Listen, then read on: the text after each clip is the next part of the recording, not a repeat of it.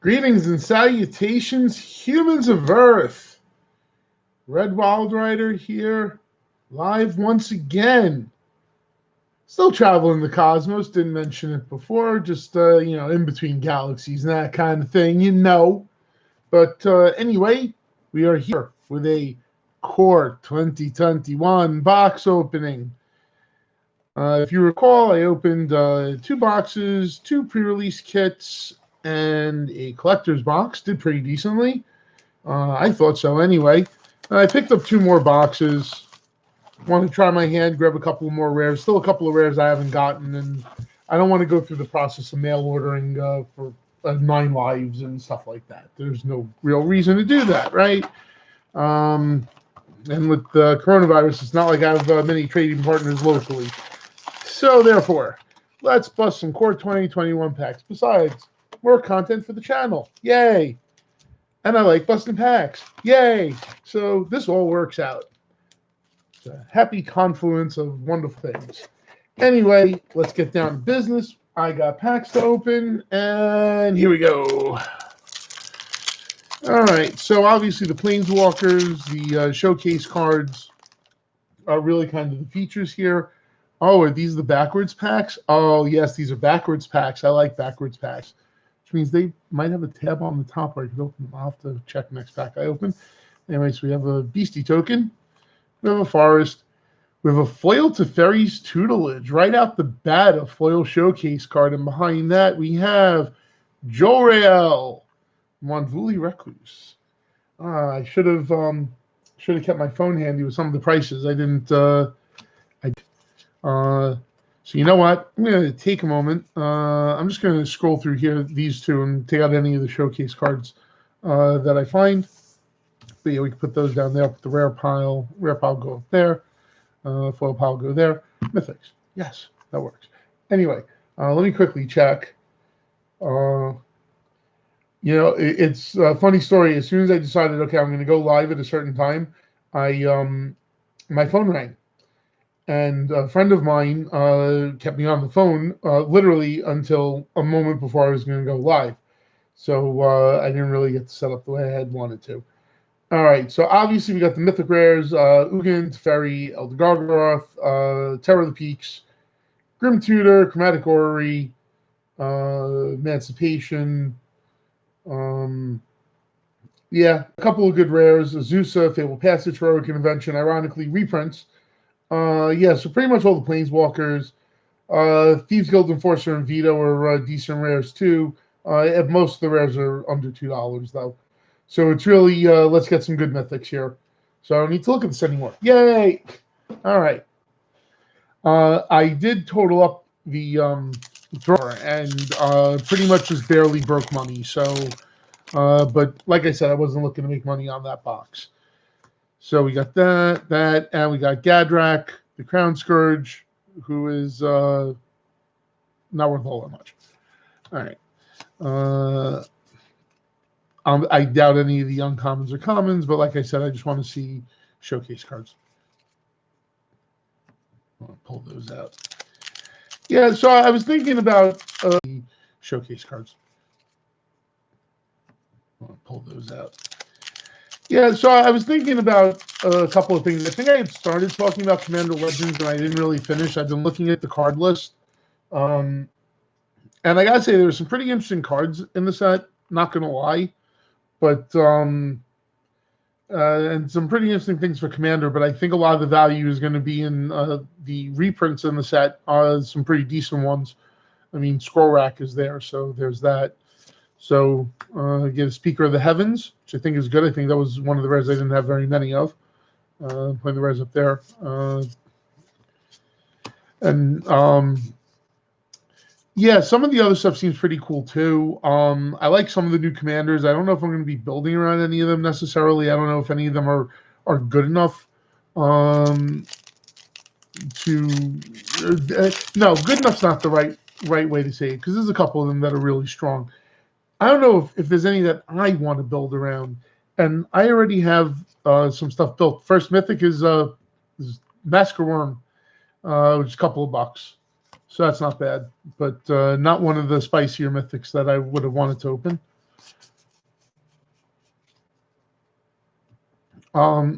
But some of the new cards in there, the modal spells that you get to do both if you control a commander, some of those are really interesting. And there were a few other cards as well. I haven't looked very closely at the set, but it seems like there's some good tools in the set. There's some good legendary stuff in the set as well. Like I said, nothing that's like pushing me to build anything. Spellgorger Weird, Necromentia, Necromentia, I guess. I don't know. Either way, not really the best rare that I could have opened, but okay.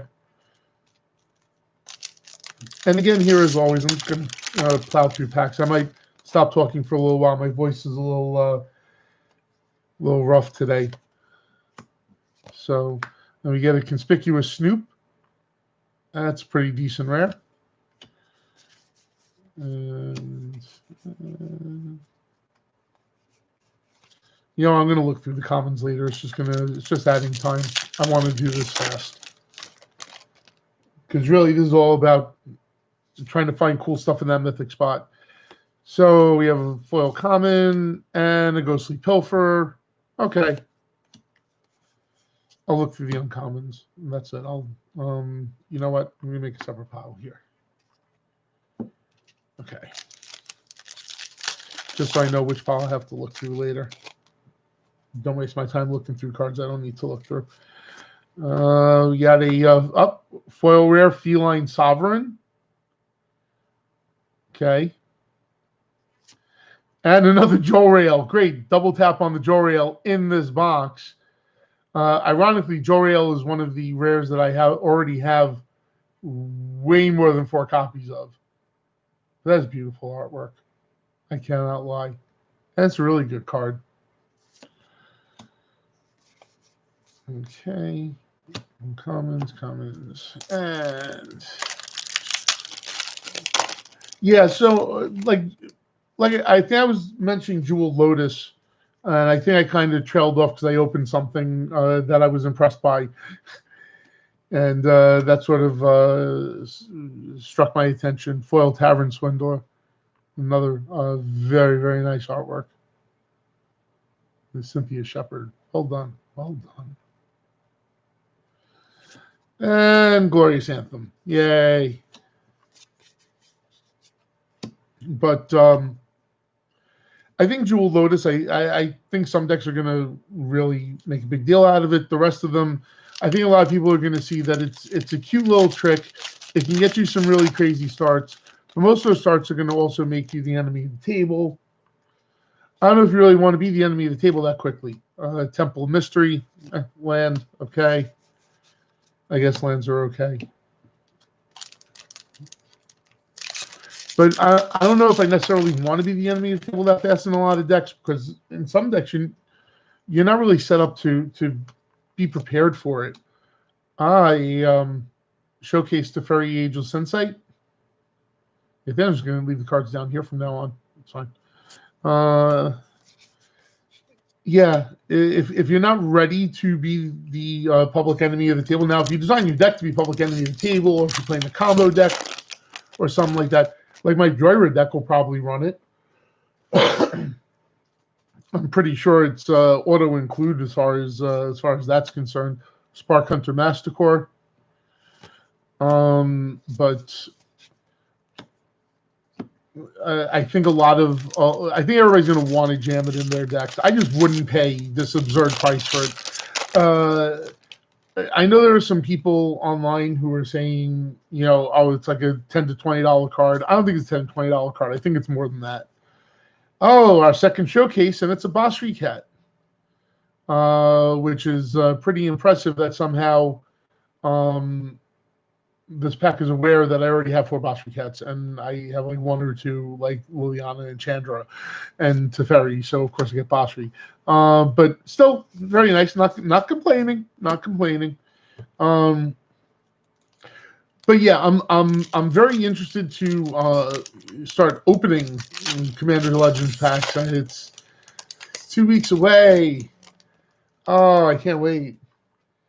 Because like I said, some really good cards in there.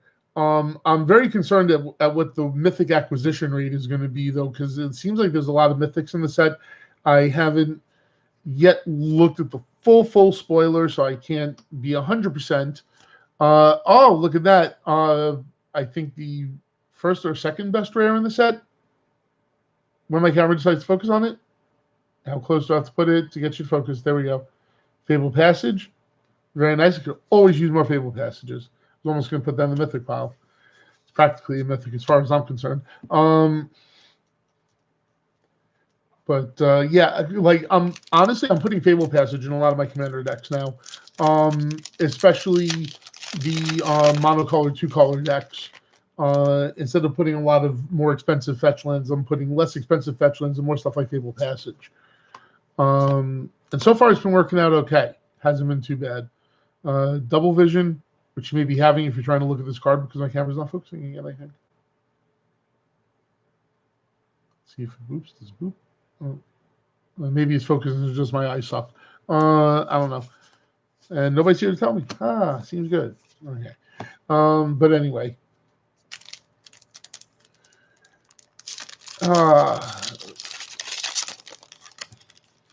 The thing is with pre-sale prices for a card like Jewel Lotus going like that, it ends up skewing the market for the sealed boxes. And oh wow, a foil Fiery Emancipation. That's great. And I think I opened Fiery Emancipation in my collector box too. So hey, more foil Fiery Emancipation is fine. I am not complaining at all. Wow. Sporecap Weaver is my rare. Whoop-de-doo on that. But yeah, it ends up screwing a lot of people who end up like trying to lock in an early price, and then the price skyrockets, and they want to and they end up getting their order canceled. Another rare, another rare, of course, another rare, another Scryland.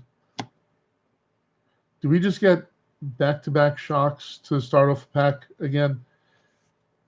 Shock, Infernal Scarring, Sabertooth Mauler, Anointed Chorister.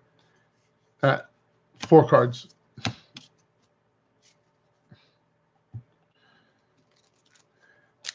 I don't know. I normally find patterns like that. And every time I see the same card in front, I know it's going to be the same cards in back. It's just,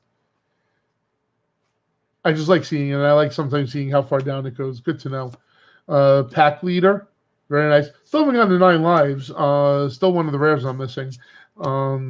So this is getting rather amusing really fast. Like there's still some rares I'm missing from Zendikar Rising too. So I got to figure out how I'm going to get my hands on those. Foil Swift Response and a Volcanic Salvo.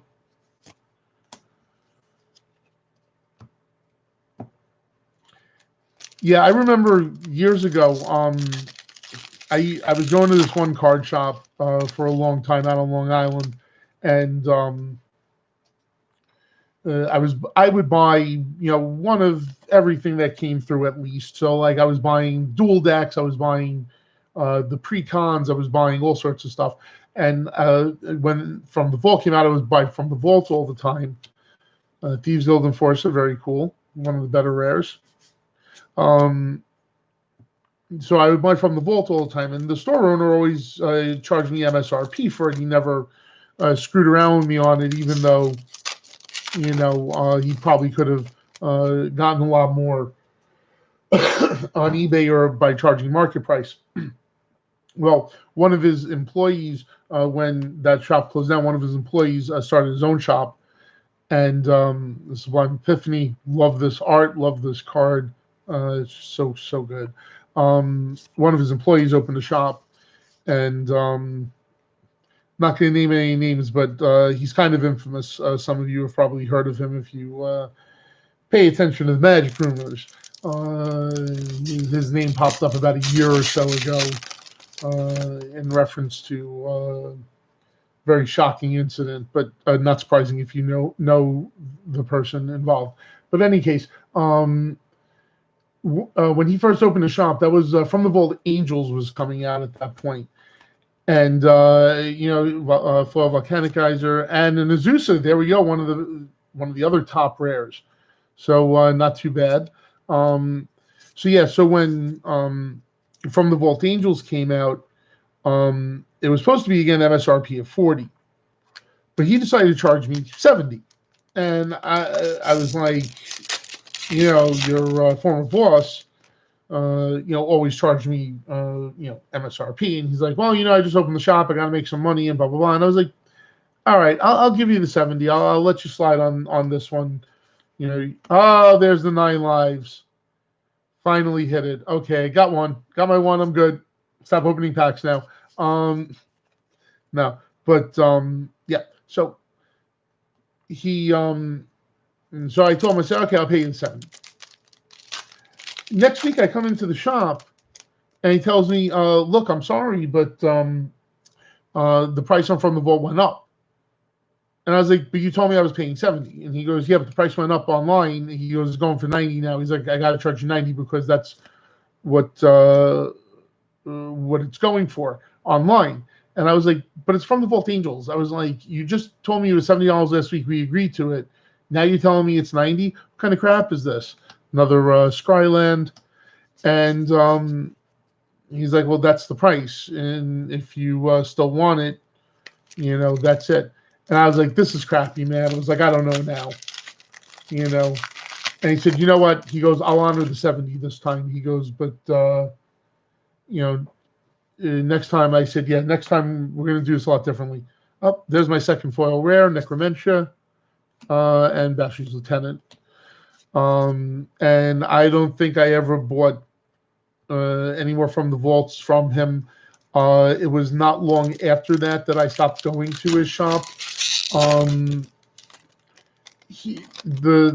I'll just say, I haven't said his name, but I think everybody who knows the Magic scene will know who he is just from my previous description, but he is the person you think he is.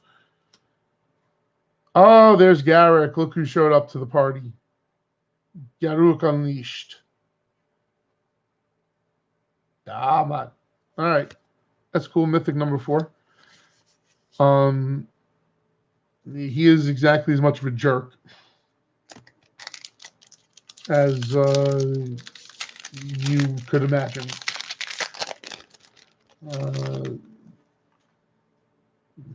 I try to avoid him at all costs. Pursued Whale.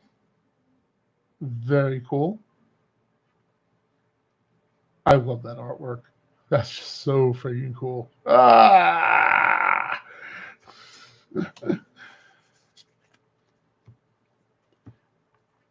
But yeah, that was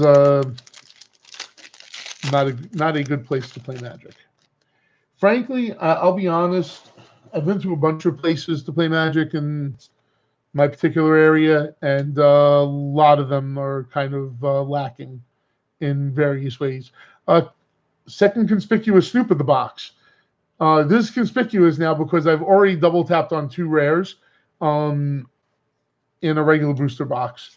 It's not like there's something wrong with it, but that's rather unusual. That is not the kind of thing that typically happens in this kind of a set. Sometimes you double tap on 1, but not on 2. Foil Hobble Fiend and a Showcase Bashley's Lieutenant. Again, I don't know why my camera's not focusing properly, but okay. One of these days I'll figure out this whole autofocus thing and what I'm doing wrong to cause it to not autofocus. I mean, aside from the fact that there's a million cards underneath, and it's probably confused. Kervik, whoopie-doo. Very few showcase uncommons. In fact, since I stopped taking out the commons, we've gotten 0.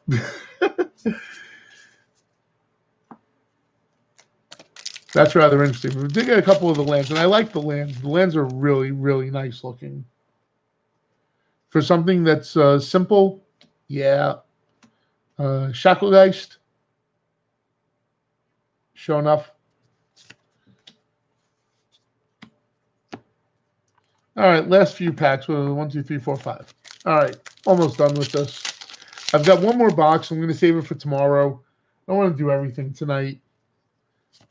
Let myself have a little fun tomorrow. Oh, look at that. Double tapping on the Mythic, but I will happily double tap on the Mythic when it's a full art Massacre Worm. That is nice. I really wanted one, and I think I did not get any in my previous M21 product. I know I got the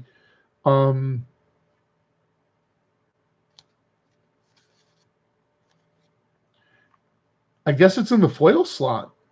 That's interesting. Okay. Because there's a Temple of Epiphany behind it. And you know something? Did I get another Temple of Epiphany in here? Now I'm curious. I want to check because I've been sort of just skipping by the temples because like I have a lot of them. So I got Malady. Yep. It's my third rare I've double tapped on. What a weird box. What a weird box. Okay, there's Dismal Backwater, Foil Alpine Helmester, another double tap rare. Speaker of the Heavens. That's number 5 now. Wow. Yeah, I mean, technically the Massacre Worm. It's pretty nutty. That is some rare distribution for this box. And Ruined Halo. Another card I have way too many of. Last 2 packs, almost done. Thank you for watching with me. Glad to have you along for the ride. Got a Liliana emblem. Wish we can get a Liliana. That'd be nice. But I think I'm about... Actually, wow. It's interesting. If Massacre Worm is technically in the foil spot, then I got 2 foil mythics in this box. But only 3 regular mythics. So maybe there's another mythic coming. Well, double tapped on another rare Glorious Anthem. We saw that already today. Wow. This has been the weirdest box. So many double taps. All the double taps in the world. We're going to get another one now? Last pack. We're going to get another double tap? Or am I going to get a Liliana? Nope, but I got a Nugan. That's incredible.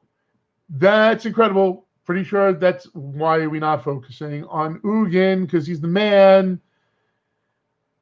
Best mythic in the set. This turned out to be a pretty decent box, despite all the double tapping on everything. 6 mythics, 6 double tapped rares, but a foil mythic, a showcase mythic, and a full art mythic, and Ugin and Garruk and another Massacre Worm. That's pretty good. What a solid box opening. Thank you all for staying with me. It's been great. Please like and subscribe. Ring the bell. You know all the good things that you're supposed to do for your YouTube friends. Anyway, that's it for me. There's Red Wild Rider. I'll be back tomorrow afternoon, probably around 6 p.m. Eastern Time, but don't hold me to that exact specification. It may be a little different, but probably in the ballpark. I will be live doing this again.